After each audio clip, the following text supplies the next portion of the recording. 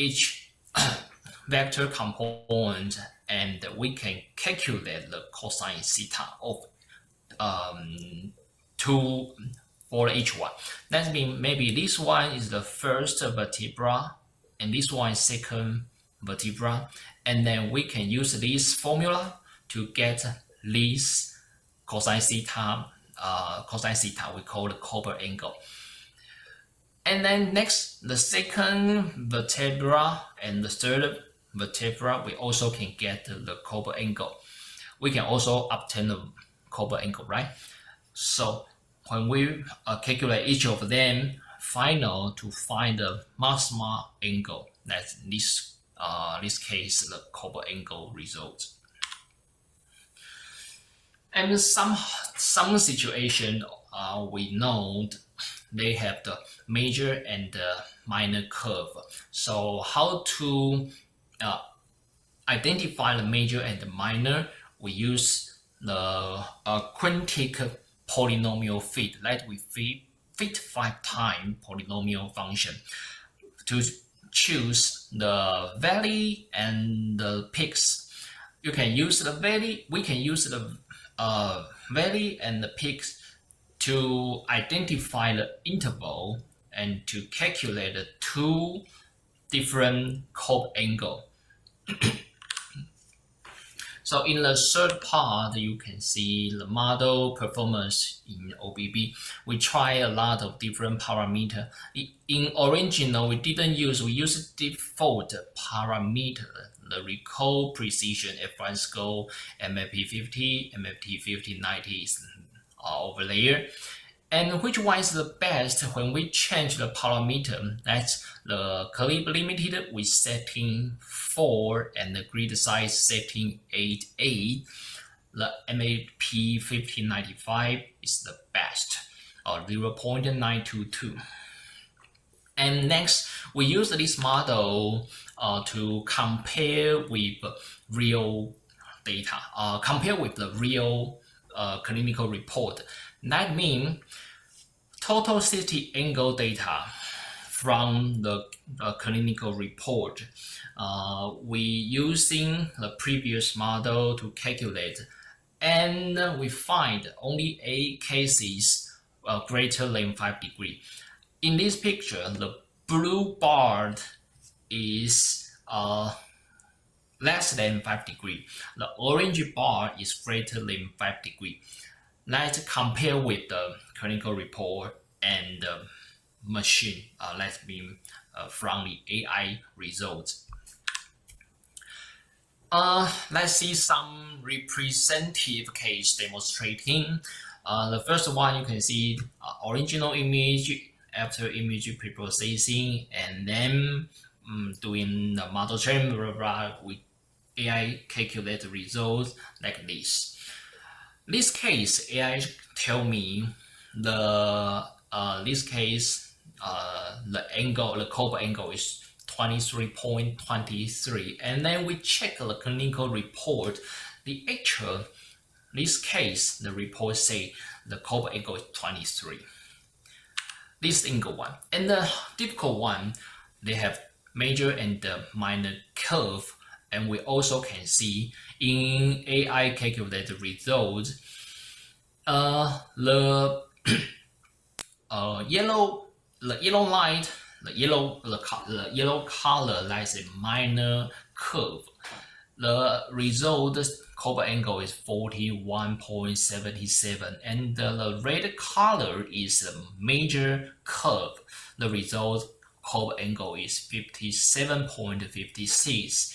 And the actual, the clinical report, the minor curve is 38.7, and the same, almost the same with the machine of the AI result, right?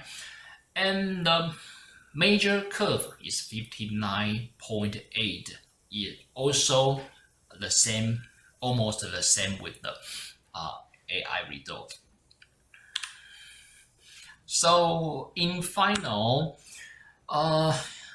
conclusion and discussion. In conclusion, The model developed in this study achieved vertebral detection performance is over 0.9 in terms of record precision, F1 score, MAP50, and MAP5090. And also, the mean absolute error in the kappa agreement was 3.49 and 0.86. And then in angle calculation, only 8 out of 60 cases had error exceeding plus and minus 5 degrees from the clinical report. So in discussion, we also have some limitation.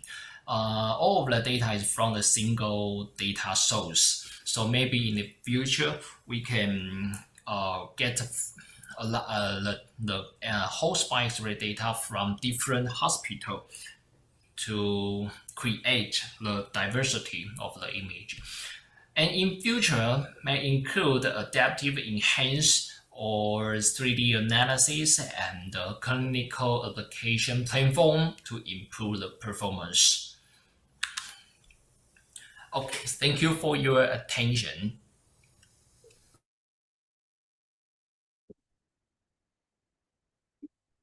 And thank you, Mr. Xu. So our next speaker is Mr. Chen from the Department of Medical Imaging at National Taiwan University Hospital. So next, he will present the demonstration of cardiovascular magnetic resonance and discuss how AI can be applied to improve cardiovascular imaging and analysis. So please join me in welcoming Mr. Chen. Good afternoon. It is my pleasure to be here today to share with you our works on CMR, the cardiovascular magnetic resonance, and how AI can enhance its application. As we know, CMR provides rich information about myocardial structure, function, and tissue structure dilation. But at the same time, it is often time-consuming, requires expertise, and sometimes perceived change for patient. In today's talk, I will walk you through the demonstration of CMR techniques, and then discuss how the AI can help us address some of these limitations, making CMR faster, more consistent, and more practical for clinical use.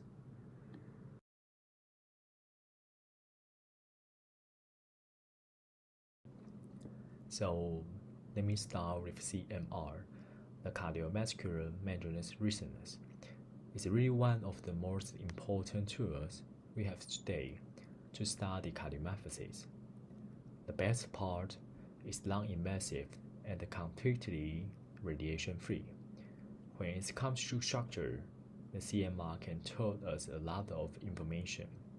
We can look at the scar or the fibrosis tissue with LGE, and detecting the information with the T1 or the T2 mapping, and even study the fiber architecture. We can use the DTI. And for function, the CMR is just as powerful. It shows us how the heart moves and the contrast with the cine MRI. It can measure blood flow in detail and also sees perfusion during stress test. So in short, the CMR gives us both structure and functional information all in one self-exam. That's why it's such a valuable tool for diagnosing and managing the cardiomyopathies. LG sequence has become the gold standard for myocardial scar assessment. First, LG is high sensitive for detecting fibrosis and necrosis, making it standard for scar measurement. Second, it allows us to identify the spatial distribution and extent of the myocardial scar, which is not only important for diagnosis, but also for the clinical decision making, such as ICD implication or ablation planning. On the right, we see examples of LG in different cardiac disease. For instance, ischemia scar typically show subendocardial or transmural enhancement, while hypertrophy cardiomyopathy (HCM) often demonstrates the mild fibrosis. Other diseases, such as acute myocarditis (ARVD) or the DCM (dilated cardiomyopathy) and amyloidosis, each have their characteristic enhancement pattern. This makes ALG as an indispensable tool in both clinical and research setting. Gadolinium is the most widely used MI contrast agent, and it undergoes exchange between the intravascular space and the interstitial space, but does not enter the intracellular space. Due to that, we can see the left figure compared to the normal and the abnormal myocardium. We can consider that the abnormal myocardium, such as infarcted or scarred myocardium, have the larger interstitial space due to the loss of the cardiomyocyte, and further time delay, approximately 10 minutes. After the contrast injection, the abnormal myocardium will retain more contrast agent than the normal myocardium, based on the gadolinium agent causing the T1 shortening and the distribution of the enhancement within the tissue. On the right figure, the mechanism of the early or the late enhancement relates to the different wash-in and wash-out kinetics of the normal myocardium and the tissue abnormal myocardiums. Here, we talk about the ALG quantification. Traditionally, this is done by the manual segmentation, where an expert draws the border of the scar. But this process is time-consuming and subjective. To make it more consistent, we often use the semi-automatic method. The most common one are based on the threshold, the standard deviation, where the scar is defined as a region above the 2, 3, or the 5 standard deviation from the normal myocardium, or the FWHM, the full wipes at the half maximum, which is used the single intensity distribution. And on the right, you can see how the result change depends on the method, both for the ischemic and the non-ischemic case. So, quantification is essential, but the method we choose can affect the measured scar size. Of course, ALG has an important prognostic value in heart disease, especially when it comes to detecting the myocardium fibrosis or scarring. But we also need to remember that ALG requires the injection of the gadolinium contrast agent.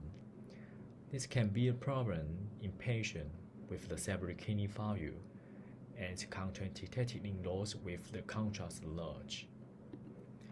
One of the main concerns is nephrogenic systemic fibrosis, the NSF, which usually occurs in patients with advanced kidney disease.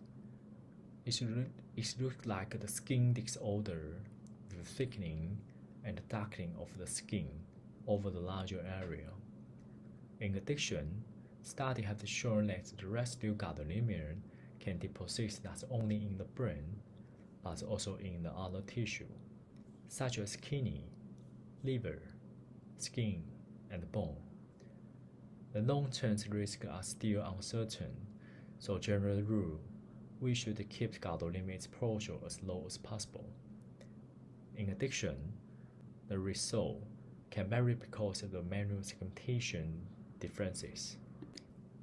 And sometimes, we also see the image artifact. They may affect impurity detection, so while the ALG is powerful, it's important to be aware of this limitation in the clinical use. In this slide, we illustrate the ALG artifact. On the right, inside the blue box, we see purple ALG image, whereas the arrow marked myocardial scar. On the left, however the patient could not hold their breath well, This results in motion artifacts, blurring the image, and lowering the diagnostic confidence. This demonstration one limitation of CMR. Although it's excellent for scar assessment, image quality strongly depends on the patient population, and it's actually where AI can add value by reducing motion artifacts and assisting in automatic scar detection. AI helps us maintain accuracy even when patient compromise in less than ideal. Here, we move on to the T1 mapping. The T1 mapping gives us the quantitative measurement of the tissue properties, shown on the color code map. There are different modes of the T1 mapping. The native T1 mapping, which doesn't need contrast and is useful for detecting things like edema or fibrosis. Pulse the contrast T1 mapping, which we combine with the negative value to calculate the ECV, the intracellular volume fraction. It helps us to assess diffuse fibrosis. For the measurement technique, the combined one includes the look-locker sequence and its modification, MOLI, which widely used in clinical practice. So T1 mapping provides an objective number, makes it very helpful for detecting the diffuse myocardial disease, where the LG may not be sensitivity enough. This slide illustrates the principle of the T1 and the ECV mapping. T1 mapping allows us to quantify the myocardial tissue characteristics, while ECV reflects the proportion of the extracellular space after adjusting for the hematocrit. As shown here, the different diseases occupy the different region of the T1 ECV space. For example, the Fabry disease and the iron overload show abnormally lower negative T1. On the other hand, amyloidosis and acute myocardial infarction present with very high T1 and ECV. Conditions such as hypertrophy cardiomyopathy or the dilated cardiomyopathy tend to fall in the MI range. This provides a quantitative framework that complements LG, allow us to, beyond simply detecting scar, to actually characterizing the underlying pathology. Here, we introduce the look-lock sequence, which is one of the classic ways to measure the T1 reaction times. At the top left, you can see the T1 recovery curve after the inversion pass. The signal gradually recovers, and we construct multiple images at a different time point. At the bottom, you see the T1 weighted source image, and from them, we can fit the curve to estimate the T1 value. Finally, the data can be transformed into the T1 map, like the image on the right, where different tissue show the different T1 value. So look-lock provides the foundation for the modern T1 map techniques, such as MOLI. This slide will show the MOLI T1 mapping sequence, specifically the 533 scheme. The number here represents how the images are squared. First, the 5 images are corrected after the immersion pass. Then there is the free heartbeat pass, which allows the imagination to recovery. Finally, another 3 images are squared after the next immersion pass. This scheme is the balance between accuracy and the pre-halt duration. We try to acquire too many images in a single immersion. The signal may not recover enough, leading to errors. By splitting into the 5 and the 3, with the paths in between, we get reliable sampling of the T1 recovery curve, while still keeping the scan practice for the patient. From these images, the recovery curve is fitted like the one you see at the bottom, and then transformed into the pixel-wise T1 map, shown on the right. That's why MOLI 533 has become one of the most widely used protocols for the clinical T1 mapping. In this slide, I will introduce cine MRI, which refers to dynamic image of the heart. These screens provide us with the critical information about cardiac function. First, it allows us to calculate the ventricular volume, such as end-diastolic and end-systolic volume, and third, the ejection fraction, which is one of the most important clinical index. Second, it helps us to evaluate wall motion, identify the region of hypokinesia or akinesia. Third, it provides insight into blood flow characteristics. In terms of acquisition, cine MRI can be performed using single slice image, multiple phase acquisition, which enable reconstruction of the heart throughout the entire cardiac cycle. The image on the right illustration how cine captures the dynamic contraction and the relaxation of the ventriculus. Here, we can simplify the comparison of the LGE, T1 mapping, and the cine MRI. LG is the gold standard for scar detection. It provides high contrast, but requires contrast agent and is less sensitive for diffusion fibrosis. The T1 mapping gives us quantitative value, makes it powerful for diffuse fibrosis and disease differentiation, but it requires longer scan time and is more sensitive to technique factor. The cine MRI evaluates cardiac function with high temporal resolution and accurate the EF calculation, but it cannot directly detect scar, so it needs to combine with other sequences. Together, these three techniques are complementary, give us the structure, function, and the tissue characterization. On the positive side, the CMR is an extremely powerful tool. It combines cine, LGE, and mapping techniques and remains the gold standard for detecting the scar and the tissue abnormalities. It gives us the most comprehensive view of myocardium. But the reality is, the CMR also comes with the challenges. A typical exam can last 45 to 60 minutes, which make cardiac patients struggle to tolerate.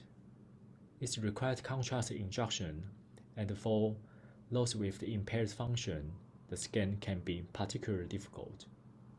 This is where AI comes in.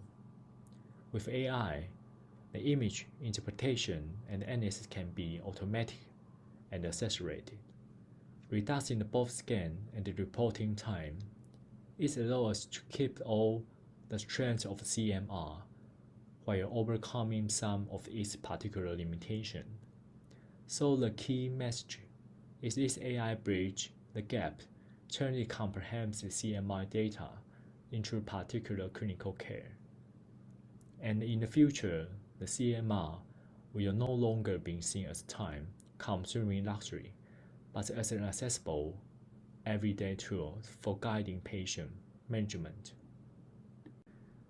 This study introduces the US former, a lightweight 3D CNN for left atrium segmentation on LGE sequence. Compared with the conventional 2D or the two-step 3D method, the US former is smaller, faster, and still accurate. It is validated on both challenge and the clinical data set, producing a reliable 3D atrium model. Importantly, it reduces the manual contouring and the inter-observed variability, making segmentation not only quicker but also consistent, a practical tool for atrial fibrillation and scar burden analysis. This study is published on JCMR by Gao. They introduced the MyoMap, a deep learning method for accelerated T1 mapping. Traditionally, the T1 mapping takes over 11 heartbeats, requiring a long brief hold that marrying patient cannot be tolerated. Mammalian reduction extracts 4 heartbeat, directly stimulating T1 value from limited input images. The result is so fast, the patient-friendly, and still accuracy approach, showing how AI can quantitative CMR both powerful and particle. This study is published on JCMR by Farming. Explores whether scar in hypertrophy cardiomyopathy (HCM) could be screened without contrast, using only cine image. They compare 3 methods: Radiology, a hybrid Radiology part deep learning model, and the full CNN. Across larger multiple center data set, the approach predicts scar with good accuracy. Clinically, this suggests a potential pathway for long-contrast, rapid scar screening in HCM, reducing the gadolinium use while still identifying the high-risk patient. This study is published on Circulation by Chang. They introduce the concept of the virtual negative enhancement in VNE. Traditionally, the LG requires gadolinium injection to visualize the scar. The VNE is still combines the cine image and the negative T1 map, and uses a deep learning model to generate systemic LGE-like image. Without contrast, the network is training with the multiple loss function to ensure the images are realistic and clinically useful. Clinically, the VNE provides a contrast-free, fast, and safe alternatives for scar assessment in myocardial infarction, while preserving the diagnostic value of conventional LGE. To conclude, let me step back and highlight what AI is truly bringing to CMR. First, AI is making image faster. What used to take a long acquisition and extend brief hold can now be accelerated, allowing us to obtain essential information in just a fraction of the time. Second, AI is reducing our reliance on contrast. We are beginning to see the scar and the tissue characterization can be achieved without the contrast injection, making images safer and more accessible for patients. Third, AI is improving consistency. By automating processes such as segmentation and quantification, the AI reduces the burden of the manual counting and minimizes inter-observed variability, leading to more reproducible results across institutions. Finally, AI is driving clinical, particularly from accelerating image acquisition to automating analysis. AI is helping bridge the gap between the richness of CMR data and the reality of the daily patient care. So the take-home message is clear. The AI is transforming CMR into a tool that is not only powerful, but also faster, safer, more consistent, and truly practical for clinical use.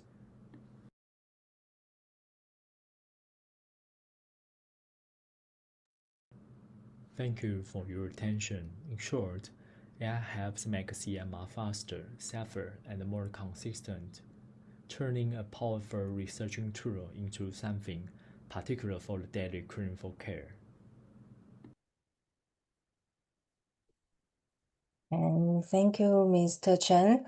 So let's move to the third speaker. Our final speaker for today is Ms. Gao Yuan-Chun from the Department of General Diagnostic Radiology at Kaohsiung Chang Memorial Hospital.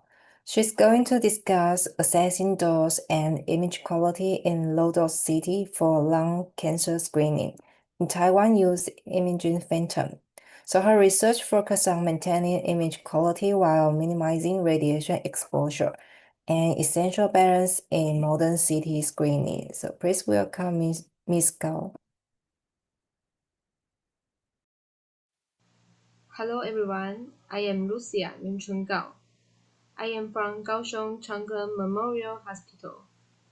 Today, the topic I want to share is assessing dose and image quality in low-dose CT for lung cancer screening in Taiwan by using Imaging Phanton.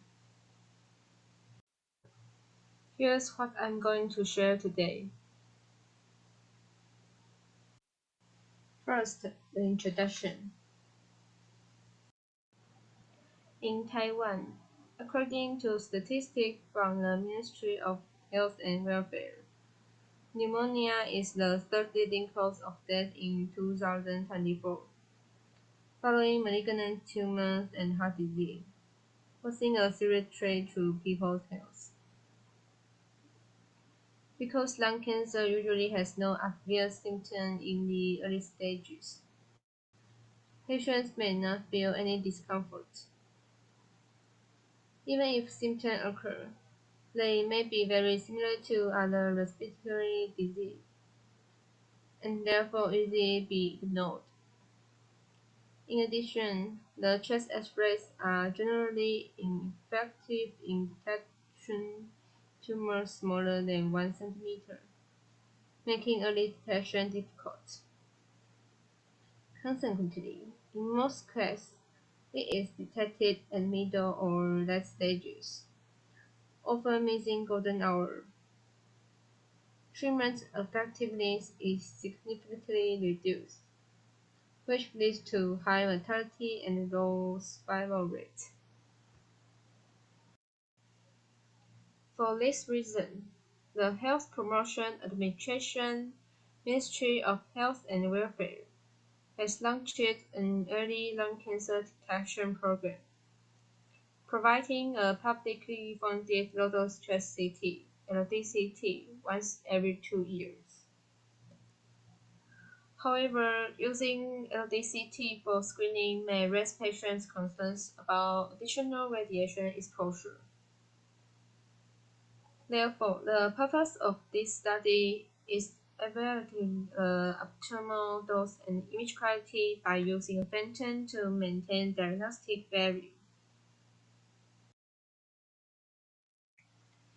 In Taiwan, based on 2 papers published in the New England Journal of Medicine, conducted the 2011 National Lung Screening Trial. The first journal is using 4 or more slides of CT scan and having qualified radiologists to perform low-dose CT scans. Defined a size larger than 4 mm as positive for lung cancer. This results in a 20% reduction in lung cancer mortality, but the false positive rate was as high as 96.4%. The second paper, published in 2020, used semi-automatic software and introduced the concept of violent doubling time to define non-nodules. Violent doubling time is an important biometric parameter primarily used in lung cancer screening and chest CT follow-up. VDT is defined as the time it takes for a growing nodule to double in volume.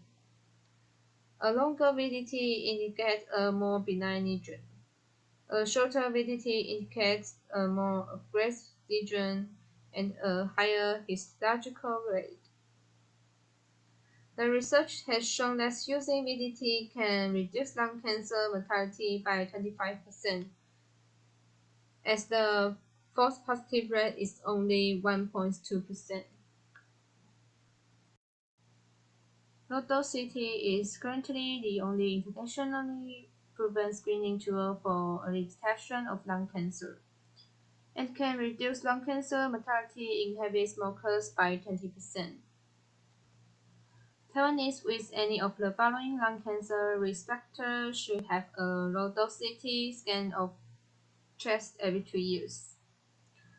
First, people whose family members have been diagnosed with lung cancer are eligible if they are males aged 45 to 74 or females aged 40 to 74. Second, heavy smoker aged 50 to 74 years with a smoking history of at least 20 pack years, who are either current smokers or quit smoking within the past 15 years.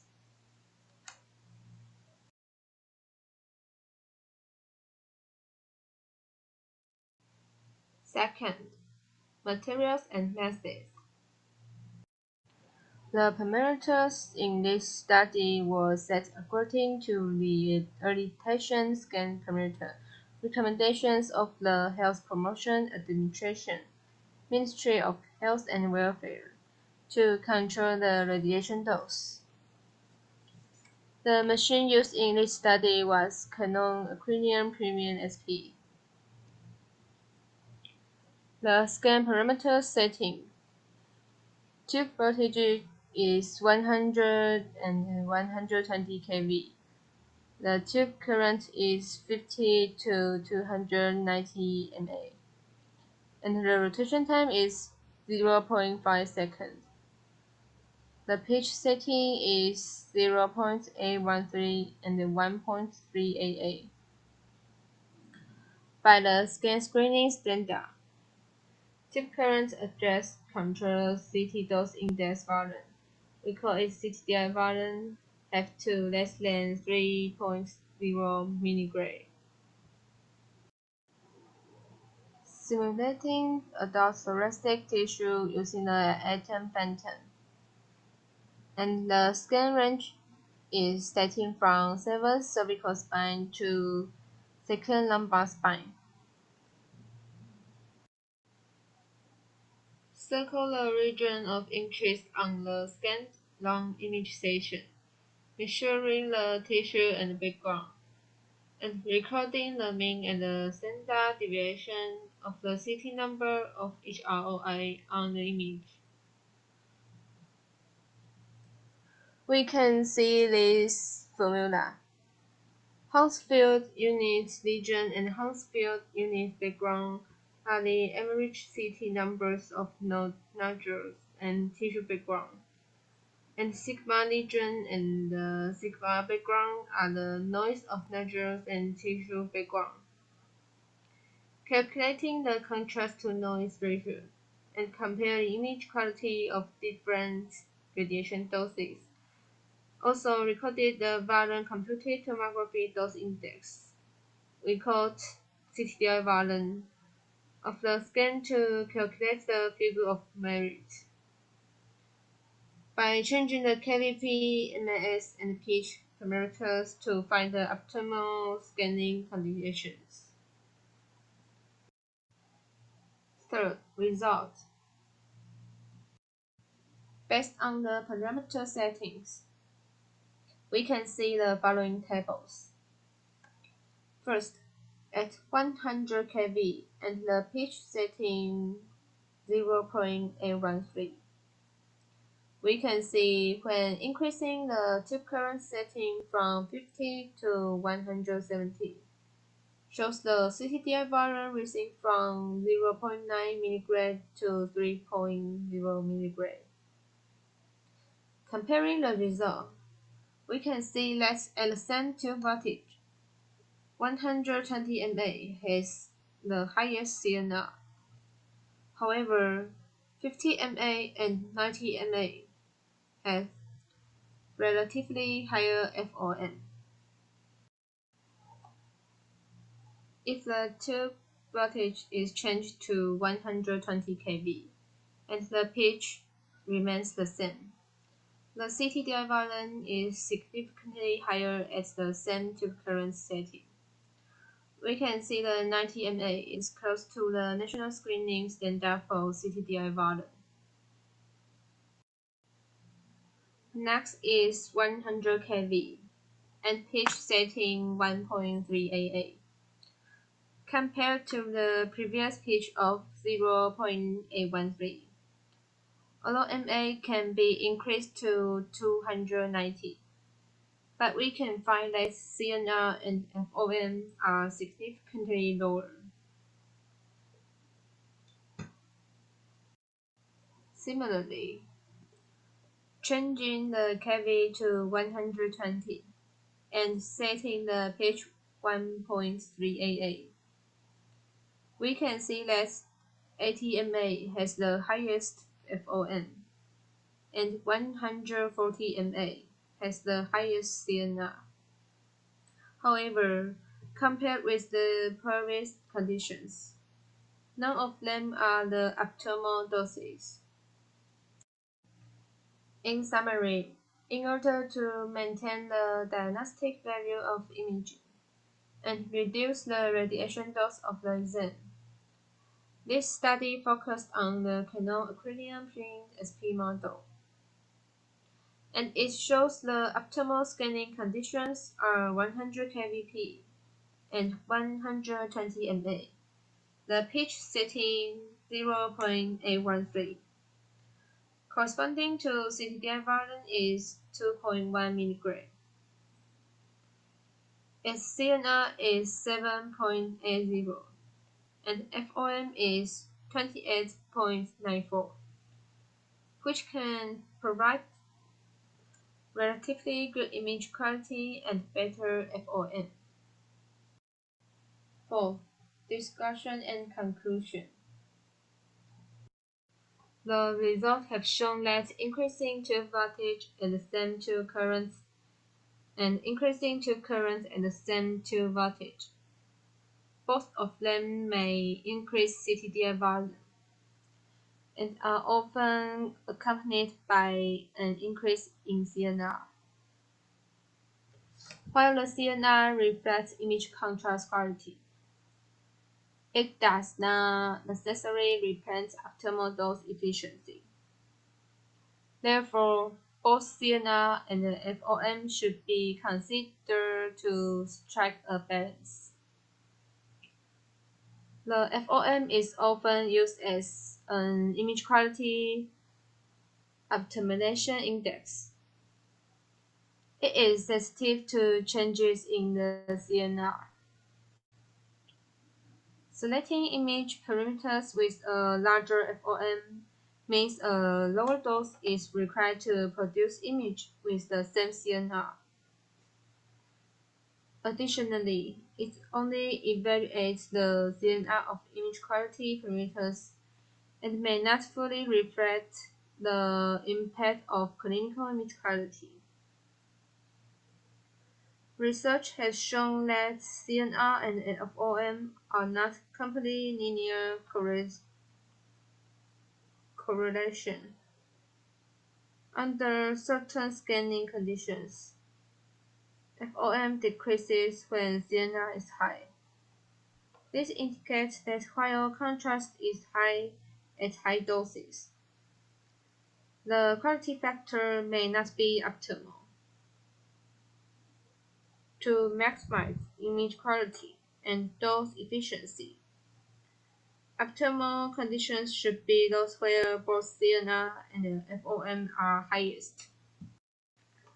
This is the implementation of lung cancer screening result by Health Promotion Administration, Ministry of Health and Welfare of Taiwan. We can look at the table. 1,401 lung cancer cases have been identified, of which 83.2% were in the early stage, and only 13.3% were in the late stage. Compared with the 2011 Taiwan Cancer Registry data, we can see only 35.3% of newly diagnosed lung cancer case was in the early stage, and 61.3% were in the late stage. This shows that low-dose CT lung cancer screening can indeed help detect lung cancer early, allow people to receive treatment as soon as possible. Reference. The following are the references for this report. This is the end of my presentation. Thanks for listening. And thank you, Ms. Gao. So thank you to all our speakers for their wonderful presentations. So we'll now move to our Q&A session. So please feel free to type your questions in the chat box or raise your hand to speak.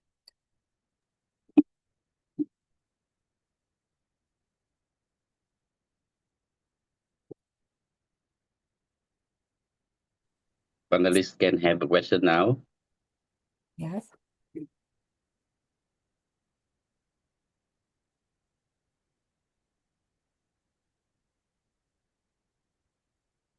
So is anyone who has questions? I have a question from a panelist. Hello, Alice. Yes. Alice, I have a question. Yes.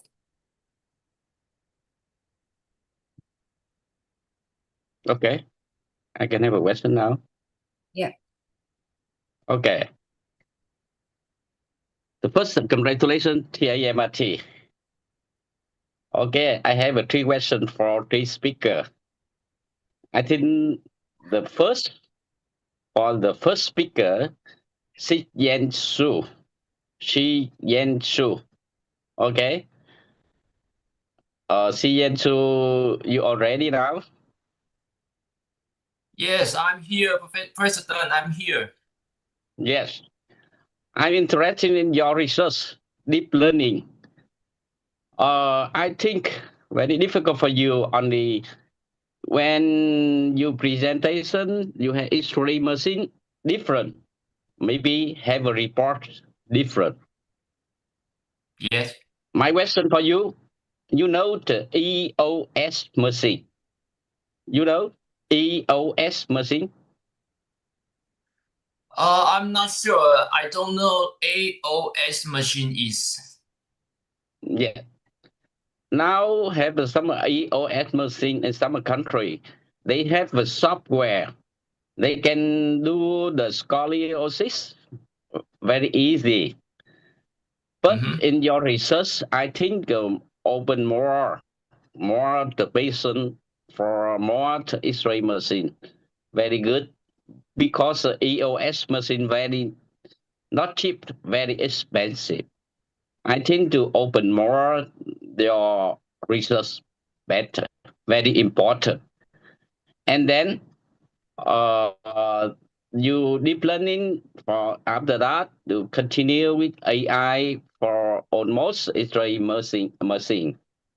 I think they're very good. Okay. Yes, I got it. I will find that what is AOS machine and contact a companion. Maybe I will try. Yes. Thank you, Shi-Yen Hsu.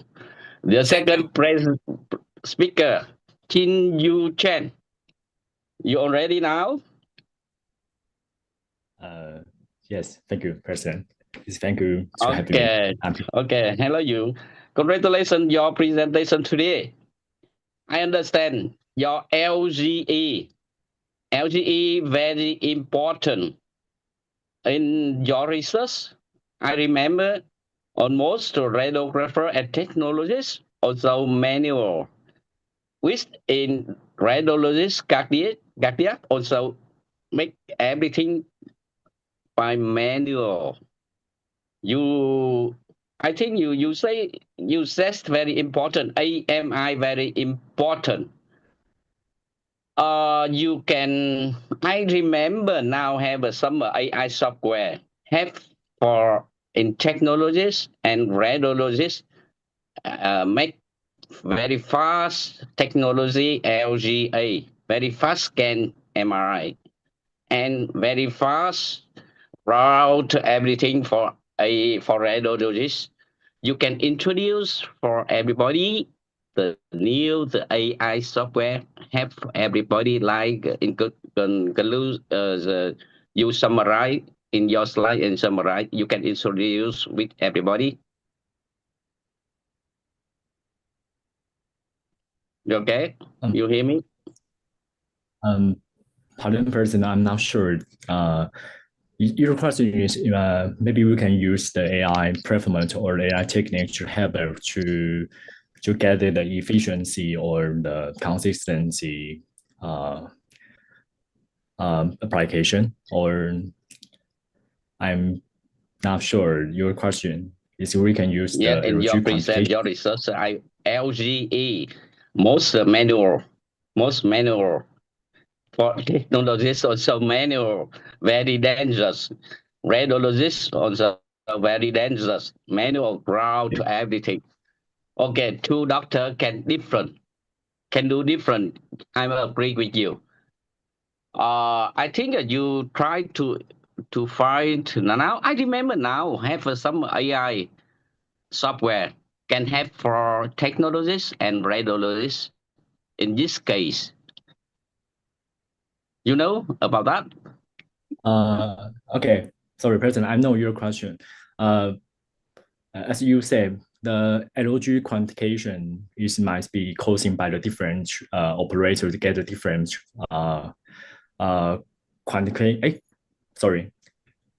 different operators might get the different scar percentage. And as you know, the scar percentage is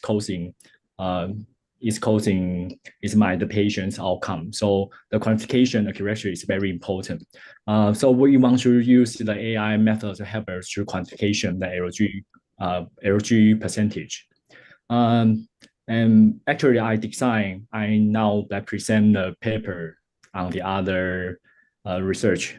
We have created the AI performance to help us to quantification the cardiomyopathy and the segmentation the LG scar. So I know your question, and this is my study. I want to try to create the AI performance to help us to do this. It's very thank you for your advance. Thank you. Okay, your research very important. We look forward in automation, help for technologies and radiologists in future. Automation, everything. Okay. Thank you, Chen. Thank you. And the last question, I want to talk with Yuan-Chun Kao. Yuan-Chun Kao, you on ready? Yes, hello. Hello. Congratulations, the young speaker, very well. Huh? Okay. I saw in your research very important. Loader for screening lung chest, very important. I saw in your research maybe not yet have a new CT model. Okay? Or now a new CT model, they can very low dose for patients screening history lunch. Okay? And the similar one history, one CT scan, loader lunch, the similar loader like one X-ray. You know about that with the new CT model. And the second, now in some military healthcare, some country like in Vietnam country, also military healthcare recommend for everybody, insurance healthcare also recommend for everybody checkup, screening by CT scanner for some patient group, high risk group like you saw for everybody. My question for you, you saw in TV, MMA, maybe too high. And then I think you start for research, continue research with a new CT model. Now, many countries, they recommend military healthcare, recommend for everybody. which patient high risk group screening, CT scanner for lunch every year. And I want to ask you, how about in your Taiwan military healthcare? They recommend for everybody screening low dose screening lung cancer every year. You now in your government recommend for everybody now or not yet?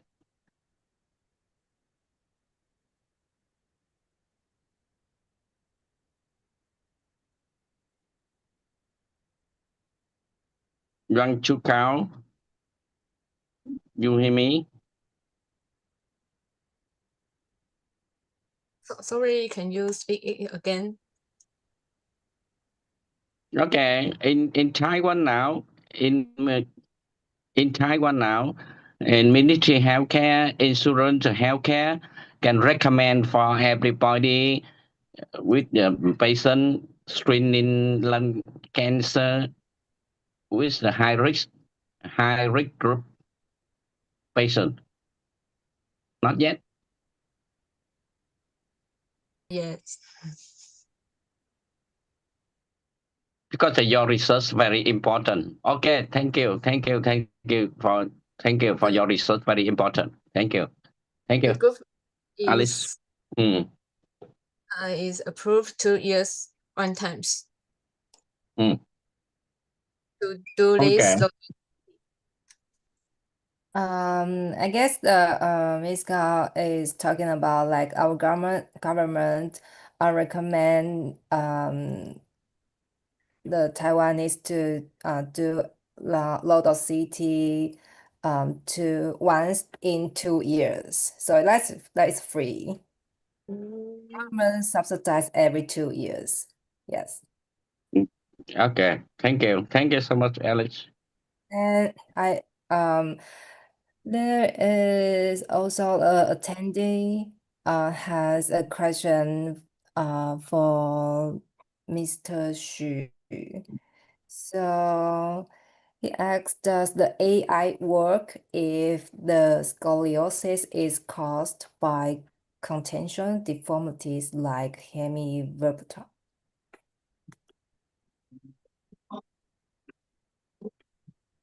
So, Mr. Xu. Sorry, I didn't open my the record. Okay, thank you for the question from the audience. Yes, the AI actually can detect about the congenital deformities, because the AI we created is to detect the vertebral body. So if we can see in the whole spine X-ray, and we have opportunity to detect the situation and calculate the angle. But if the situation is very severe, that I'm not confident to we have a 100% or maybe 90% accuracy to detect and get the accurate curve angle. So my answer is yes, but some situation maybe is a little difficult. Thank you. Thank you. So we also have one more question for Mr. Chen. Mr. Chen. So he asks like someone mentioned we should be worried about the NSF with Guardian contrast injection, but ARC update to say there's no need to worry about this. So anyone with these two type contrast, what is your take on that? So we also have such conflicting concern. Okay, I think it's a very good question. Because the research is proof the tap-through contrast agent, we don't need to concern patients' renal function. And on a hospital, the Taiwan University Hospital, when we injected contrast regionally to cause the patient's renal function. But the manufacturers say it's just the research. With really, I think it's the trade-off situation. They say it's unnecessary because the unnecessary is usually appear in the white person, but the Asian person it doesn't have this situation. But I think it's still the very good question we need to concerns. Did I have answered this question? Okay, thank you.